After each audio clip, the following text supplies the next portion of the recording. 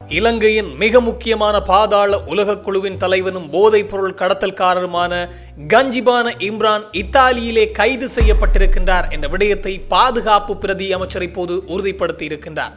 மேலும் இந்த ஷிரான் பாசிக்கிடம் நடத்தப்பட்ட விசாரணைகளிலே தேசப்பந்து தென்னக்கோன் கப்பம் கோரியது லஞ்சம் கோரிய விடயம் வெளிவந்திருக்கின்றது. முன்னாள் நீதி அமைச்சராக இருந்த விஜிதாச ராஜபக்சவும் அவருடைய மகனுக்கும் இருந்த தொடர்பாகவும் இப்போது பல விடயங்கள் வெளிவந்திருக்கின்றது. மேலும் முன்னாள் கிழக்கு மாகாண முதலமைச்சராக இருந்த பிள்ளையானுக்கு இப்போது சட்டமாதிபர் திணைக்களத்தினால் குற்றப்பத்திரிகை தாக்கல் செய்யப்பட்டிருக்கின்றது.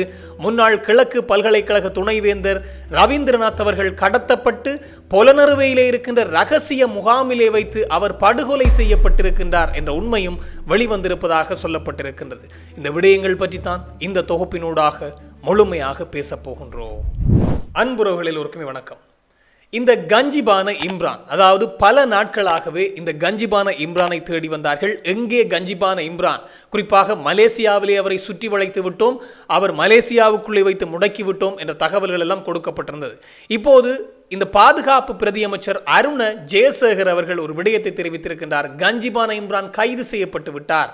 குறிப்பாக இத்தாலியிலே கஞ்சிபான இம்ரான் கைது செய்யப்பட்டிருப்பதாகவும் மிக விரைவிலே அவர் இலங்கைக்கு கொண்டு வருவதற்கான வேலைகள் இடம்பெற்று வருகின்றது என்ற தகவலையும் இப்போது பாதுகாப்பு பிரதி அமைச்சர் அருண ஜெயசேகர் இந்த விடயத்தை தெரிவித்திருப்பது கவனத்தை ஈர்த்திருக்கின்றது. காரணம், கஞ்சிபான இம்ரான் மலேசியாவிலே தான் இருக்கின்றார். மலேசியாவுக்குள்ளே வைத்தவரை நாங்கள் முடக்கி விட்டோம் என்ற தகவலைத்தான் குறிப்பாக மலேசியாவிலே சென்றிருந்த சைமா தரப்பினரை கைது செய்து வந்த குறிப்பாக கஞ்சிபான இம்ரானுக்கு குறிவைக்கப்பட்டது.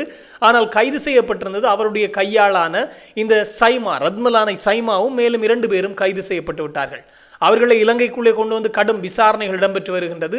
அவர்களும் தடுப்பு காவல் உத்தரவிலே இருக்கின்ற போதுதான் கஞ்சிபான இம்ரான் தொடர்பாக தகவல் கிடைத்திருக்கின்றதாம். இந்த இத்தாலி நாட்டிலே கஞ்சிபான இம்ரான் அந்த இத்தாலிய பாதுகாப்பு படையினரால் கைது செய்யப்பட்டிருக்கின்றாராம்.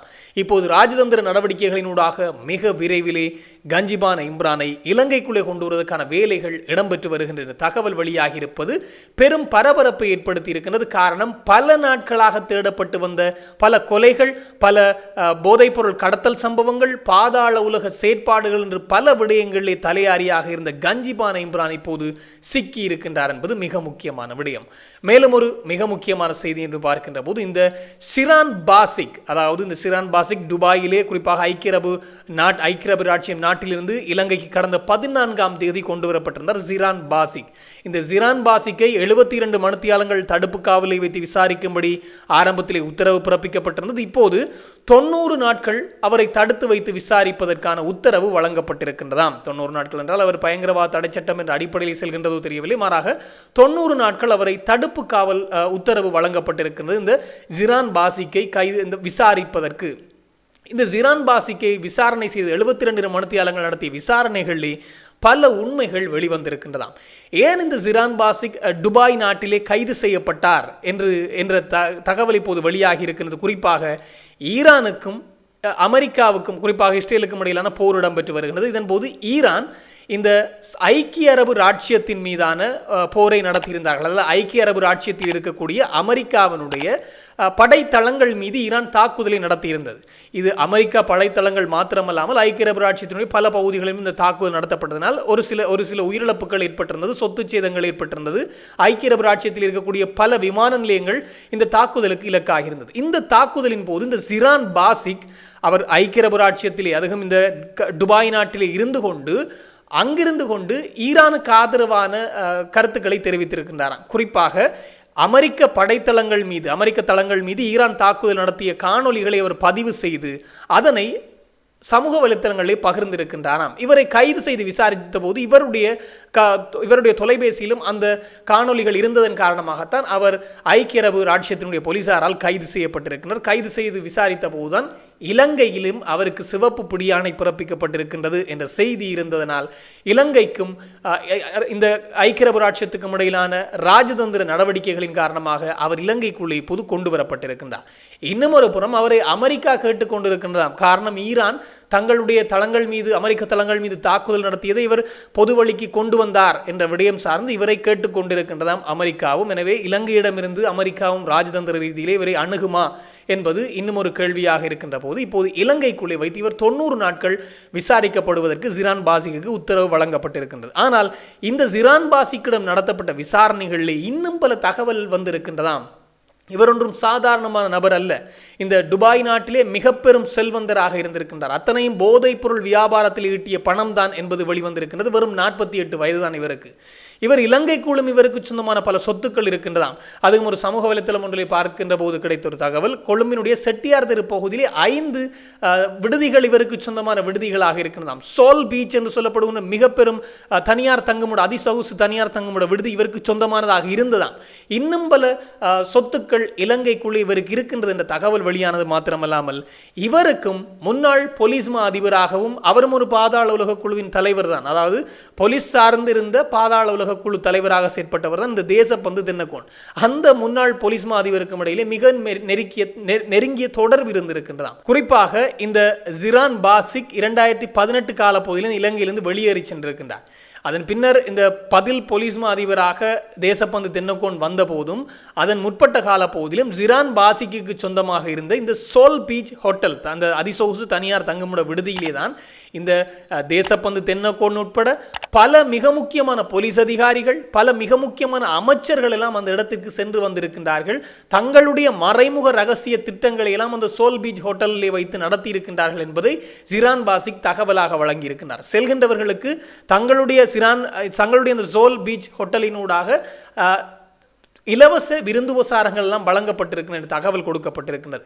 பிற்பட்ட காலப்பகுதியிலே பதில் போலீஸ் மா அதிபராக தேசப்பந்து தென்னக்கோன் நியமிக்கப்பட்ட போது இவர் சார்ந்திருக்கின்ற வழக்குகள், அதாவது இந்த கைது செய்யப்பட்டு கொன்றப்பட்ட ஜிரான் பாசிக் சார்ந்திருக்கின்ற வழக்குகள், அவருக்கு இருக்கக்கூடிய தடைகளை நீக்க வேண்டும் என்றால் 250 மில்லியன்கள் வரையிலே கப்பம் கோரப்பட்டிருக்கின்றது. இந்த தேசப்பந்து தென்னக்கோனினால் கேட்கப்பட்டுங்க 250 மில்லியன்கள் வரையிலே கொடுக்க வேண்டும் என்ற அடிப்படையிலே.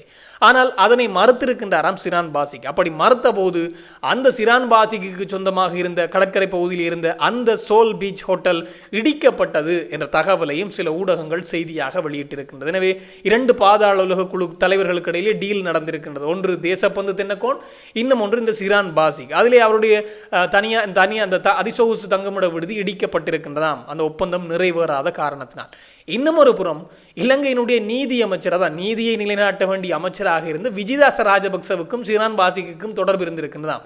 ஜிரான் பாசிக்கின் மகன் நதீம் பாசிக்கும் இந்த விஜிதாச ராஜபக்சவுக்கும் தொடர்பு இருந்ததாம். குறிப்பாக ஹேவ்லோக் அந்த அதிசொகுசு கட்டட தொகுதியிலே ஒரு வீடு இருக்கின்றதாம். அந்த வீடு வாங்குவது தொடர்பாக ஜிரான் பாசிக்கும் இந்த விஜிதாச ராஜபக்சவுக்கும் அவருடைய மகன் விஜிதாச ராஜபக்சவுடைய மகனுக்கும் மிக நெருங்கிய தொடர்புகள் இருந்தது என்பது இப்போது விசாரணைகளிலே அம்பலமாக ஆரம்பித்திருக்கின்றன. எனவே மிக பயங்கரமான, அதுவும் நீதியமைச்சர் ஒரு பாதாள உலக குழு, போதைப் பொருள் கடத்தல்காரர் என்று பல தரப்பட்ட வேலைகளை இந்த மிக முக்கியமான ஆயுதங்களை வைத்திருந்தார் என்ற குற்றமெல்லாம் இவர் இப்போது சுமத்தப்பட்டிருக்கின்றது. அந்த வேலைகளை செய்து வந்தவரோடு நீதியமைச்சர் தொடர்பிலே இருந்தார் என்பதும் மிக மிக முக்கியமான விடயம். இந்த நீதியமைச்சர் சும்மா ஒன்றுமில்லை, இந்த விஜயதாச ராஜபக்ச ஹரக்கட்டாவோடும் தொடர்பிலே இருந்தார் என்பதும் மிக முக்கியமான விடயம். அதே தேசப்பந்து தென்னக்கோனும் ஹரக்கட்டாவோடு தொடர்பிலே இருந்தார் என்பதும் மிக மிக முக்கியமான விடயமாக இப்போது பேசு பொருளாக மாறியிருக்கின்றது. அடுத்தது மிக முக்கியமான செய்தி என்று பார்க்கின்ற போது பிள்ளையான் தொடர்பாக ஒரு செய்தி ஒன்று வெளியாகி இருந்தது. இந்த தகவல் தென்னிலங்கை ஊடகங்களை பார்க்க கிடைந்தது. இரி நியூஸ் என்ற தென்னிலங்கை ஊடகம் ஒன்றும், லங்கா நியூஸ் என்று சொல்லப்படுகின்ற புலனாய்வு ஊடகத்திலும் இந்த செய்தி வெளியாகி இருக்கிறது. இந்த பிள்ளையான், அதாவது முன்னாள் கிழக்கு மாகாணத்தினுடைய முதலமைச்சராக இருந்த பிள்ளையான், ராஜாங்க அமைச்சராக இருந்த பிள்ளையான், முன்னாள் கிழக்கு பல்கலைக்கழகத்தினுடைய துணைவேந்தர் சிவசுப்பிரமணியம் ரவீந்திரநாத் அவர்கள் 2006ஆம் ஆண்டு கால பகுதியில் கொழும்பிலிருந்து புறப்பட்ட போது கடத்தப்பட்டு காணாமல் ஆக்கப்பட்ட வழக்கு சார்ந்து விசாரணைகள் இடம்பெற்று வருகின்றது. இந்த வழக்கு சார்ந்துதான் கடந்த 2025ஆம் ஆண்டு ஏப்ரல் மாதம் 8ஆம் தேதி அளவிலே பிள்ளையான் கைது செய்யப்பட்டு இன்றளவும் அவர் சிறையிலே இருக்கின்றார். இந்த வழக்கு தான் பயங்கரவாத தடை சட்டத்தினூடாகவும் அவர் விசாரிக்கப்பட்டு வருகின்றார் பிள்ளையான். அப்படி இருக்கின்ற போது இந்த வழக்குக்கு இப்போது சட்டமாதிபர் திணைக்களத்தினரால் புலனறுவை நீதிமன்றத்திலே குற்றப்பத்திரிகை தாக்கல் செய்யப்பட்டிருக்கின்றதாம். இந்த வழக்கை தொடர்ந்து முன்கொண்டு செல்வதற்கு காரணம் பல தகவல்கள் கிடைத்திருக்கின்றதாம்.